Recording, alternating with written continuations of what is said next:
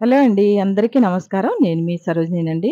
ఈరోజు పూజా సామాగ్రి అంతా చక్కగా ఇలా తోముకున్నా అండి. మందిరానంతా దులిపేసి పూజా సామాగ్రి తోముకొని చక్కగా బొట్లు పెట్టానండి. చూడండి ఇలా చక్కగా బొట్లు పెట్టుకొని స్వామివారిని ఇలా అభిషేకం చేసుకుంటున్నా అండి. దీపం, ధూపం తర్వాత చక్కగా అభిషేకాలవి చేసుకోవాలండి. ఇంట్లో విగ్రహాలున్నోళ్ళు కుదిరితే చేసుకోవాలండి. నాకు కుదురుతుంది కాబట్టి పర్వాలేదండి. ఉదయాన్నే నేను ఇలా అభిషేకాలు చేసుకుంటానండి. స్వామివారికి ప్రతిరోజు కూడా చేసుకుంటానండి నేను. చేసుకొని కాసింత కళ్ళకద్దుకోవాలండి. ఆ నీళ్ళని తీసుకొని తర్వాత నెత్తి మీద కాసిన్ని చల్లుకోవాలండి. ఇలాగా స్వామివార్లను అభిషేకం చేసుకున్న తర్వాత చక్కగా బొట్లు పెట్టి రెడీ చేసుకున్నానండి. స్వామివారికి కాసిన్ని విరజాజి పువ్వులుంటే పెట్టానండి. ఇలా చక్కగా మాలల్లి విరజాజి పువ్వులు కాసిన్నుంటే స్వామివారికి మాలగా కట్టి పెట్టానండి. అన్ని విడిపూలున్నాయండి. కాసిన్ని చామంతులు, గులాబీలు ఉన్నాయండి. ఆ విడిపూలతో స్వామివారిని ఇలా చక్కగా రెడీ చేసుకున్నానండి. మంగళవారం కదండీ! అమ్మవారి దీపం గూట్లో కూడా ఇక్కడ మందిరంలో పెట్టుకున్నానండి.